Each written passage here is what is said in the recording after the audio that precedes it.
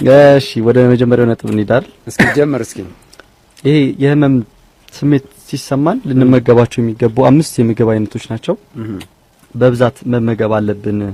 ይሄ በሽታው ላይ መከላከል አቅማችን ከፍ እንዲል ተብሎ የተነገሩ የምግብ አይነቶች ናቸው። በርከት ያሉ ናቸው የተዘረዘሩት። ከነዛ ውስጥ ግን በይበልጥ አገራችን ውስጥ ልናገኛቸው የምንችላቸውን ምግቦች ነው ለማየት የሞከርነው። አንደኛው ይሄ የስጋ ውጤቶችን መመገብ ነው። በተለያየ መልኩ ሊዘጋጁ ይችላሉ። የስጋ ውጤቶቹ በውስጣቸው የፕሮቲን ይዘታቸው ከፍተኛ ስለሚሆን ስጋ ያው በውስጡ ደግሞ ይሄ አሚኖ አሲድ አለው አይደል ስጋ በውስጡ።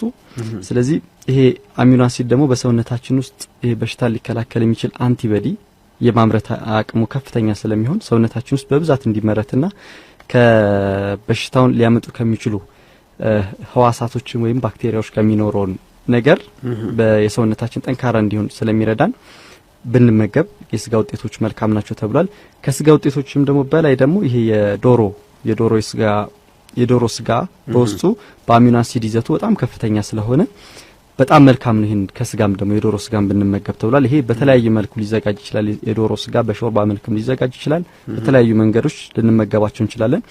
ይሄ የዶሮ ስጋ በተለይ ደግሞ ሳምባችን ላይ የሚገኘውን ይሄ ዝልግልግ የሚል ይሄ ንፍጥ መሳይ ልንለው እንችላለን። ይገባናል። እንደዛ ነው ሙከስ ያው እንደዛ ሙከስ እሱን ጠርጎ የማስወጣት አቅም አለው የዶሮ ስጋ ውስጡ ያለው ይሄ አሚኖ አሲድ ክምችት ማለት ነው።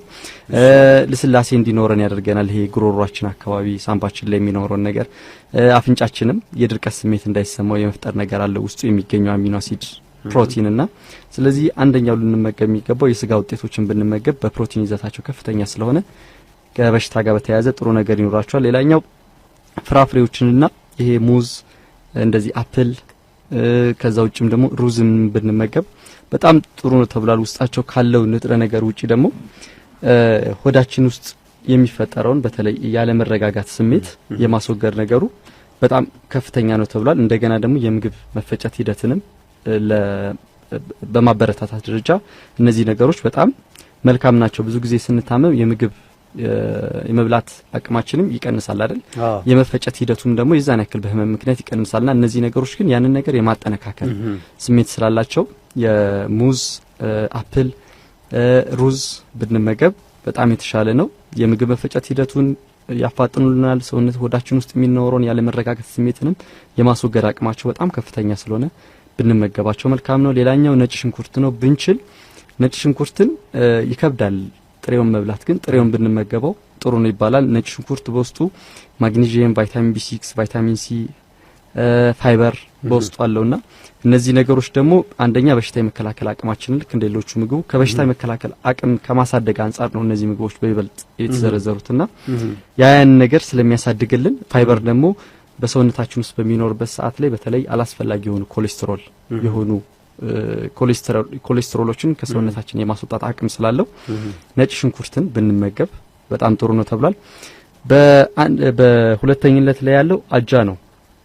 ከአጃ የሚዘጋጁ በተለያየ መልኩ ሊዘጋጅ ይችላል አይደል? ከአጃ የሚዘጋጅን ምግብ አጃ በውስጡ በጣም ከፍተኛ የሆነ የፋይበር ክምችት አለው። ይሄም ደግሞ ቤታ ግላይኮን ይባላል። ይሄ ፋይበር ደግሞ ቀደም እንዳልኩት ይሄ ከኮሌስትሮል ጋር በተያያዘ አላስፈላጊ የሆኑ የቅባት ውጤቶችን ከሰውነታችን ለማስወገድ የድርቀት ስሜትን ከሰውነታችን ለማስወገድ የመተንፈሻ ችግር ሊኖርብን ይችላል። ከሱም ጋር በተያያዘ እሱን የማስወገድ ስሜት አለው አጃ።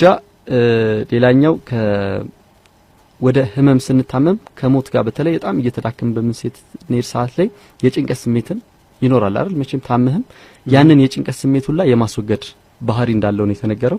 በዛ ላይ ደግሞ ከከፍተኛ የሆነ በሽታን የመከላከል አቅምን የኛን የኢሚኒቲያችንን ከፍ የማድረግ ከፍተኛ ጥቅም አለውና አጃን መመገብ ከአጃ የሚሰሩ የተለያዩ ምግቦችን ብንመገብ የተሻለ ነው ተብሏል። የመጨረሻው ነጥብ ዝንጅብል ነው። ዝንጅብል ከሌሎች ዓለማቶች በተሻለ መልኩ በተለይ እነዚህ ኤሲያ ሀገሮች ላይ የዝንጅብል ውጤትን በብዛት ይጠቀማሉ ይባላል ብዙ ጊዜ ሲነገርና ይሄም ከተለያዩ በሽታዎች ለምሳሌ ከባክቴሪያ ጋር ባክቴሪያዎች በባክቴሪያ ይመጣል ሊሆን ይችላል የታመምንበት ምክንያት ከዛ ጋር የሚኖረውን የኛን ያንን ባክቴሪያ መቋቋም አቅማችንን ከፍ የማድረግ ትልቅ አቅም አለው። እንደገና ደግሞ ስንታመም ይሄ የማቅለሽለሽ ስሜትም ይኖረዋል። እሱን የማስወገድ አለው። የሆድ ድርቀት ስሜት ሊኖረን ይችላል። ያን ነገር የማስወገድ አለው። ብንችል ዝንጅብልን በጥሬው ብንመገብ ልክ እንደ ነጭ ሽንኩርት ሁሉ በጥሬው ብንመገብ የተሻለ ተጠቃሚ መሆን እንደምንችል ይነገራል። ግን ካልተቻለ ግን ዝንጅብልን በሌሎች መልኩ ለምሳሌ በሻይ መልኩም የዝንጅብል ሻይ ይፈላል አይደል? በዛ መልኩም ብንመገበው እንችላለን ተብሏል። በዛ መልኩ መመገብ እንችላለን። ዝንጅብል ግን ከዚህ ከበሽታ ከመከላከል አቅም ውጪ በጣም ትልቅ በተለይ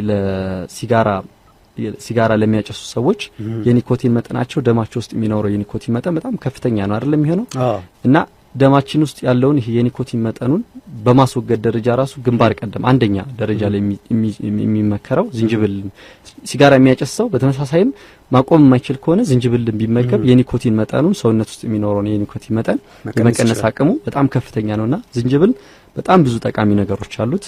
ብንችል እንደተባለው በጥሬው ብንመገብ መልካም ነው። እነዚህ ናቸው 5 የምግብ አይነቶች። በጣም አሪፍ ነገሮች ናቸው። ዝንጅብል አንደኛ ላይ አድርገዋል።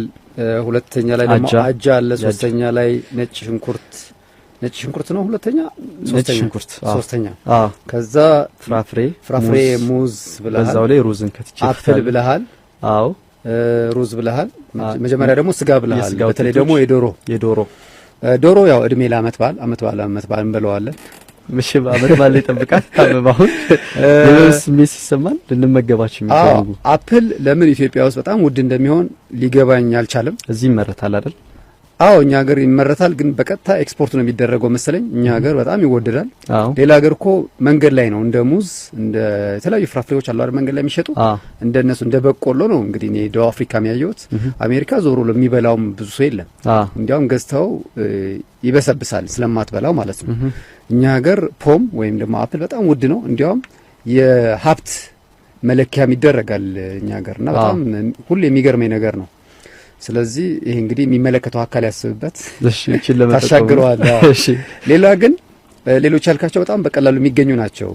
ሙዙም፣ ዝንጅብሉም፣ ነጭ ሽንኩርቱም፣ አጃውም በተለይ አጃውን እኔ ጋር በጣም በቃ ወቅታዊ ምግብ ነው ተቆምከኝ። ግን እነዚህ የተባሉት ዝንጅብልም ነጭ ሽንኩርትም ስንታመም ነው የምንጠቀምባቸው። አስቀድመን አንጠቀማቸው። ግን አስቀድመን ምግባችን ውስጥ ሁሌ እንዲኖሩ ብናረግ አንታመምም ማለት ነው። ግን ከታመመም በኋላ ለመዳን ነገር ነው የምንጠቀማቸው። ስለዚህ ከመታመማችን በፊት ብናረጋቸው ጥሩ ነው። እናመሰግናለን። አሪፍ ነገሮች ናቸው። ከአንድ ሙዚቃ በኋላ ደግሞ ስንመለስ ወደኔ ምርጥ መዝናኛ 5 እንገባለን። ሳቅ አለ፣ ፊልም አለ፣ የፍቅር ክትባት አለ። መምረጥ ትችላለህ። የፍቅር ክትባቱ ያው ብዙ ጊዜ መጨረሻ ላይ ነው የሚቀርበው። ብዙ ሰዎችም ትንሽ ወረፋ ላይ እሺ ሲኒማ ቤት አይተህ ከሆነ ሰዎች ሲሰለፉ ታቆያቸዋለህ። እንዲያጃኩሙ ይባላል በአራዳ ቋንቋ። እኛ ጋርም የፍቅር ክሊኒኩ የክትባቱ መጨረሻ ላይ የምናደርገው ለዛ ነው። ብዙ ሰዎች ወረፋ ይዘው እንዲታዩ ማለት ነው።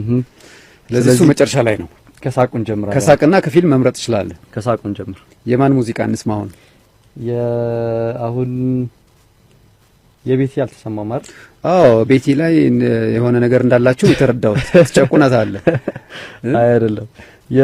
የሺ ደመላሽን ሙዚቃ ሰምታለች ጋብዛለች። እሺ፣ ስለዚህ እሱን መስማት እንችላለን። በጣም ጥሩ።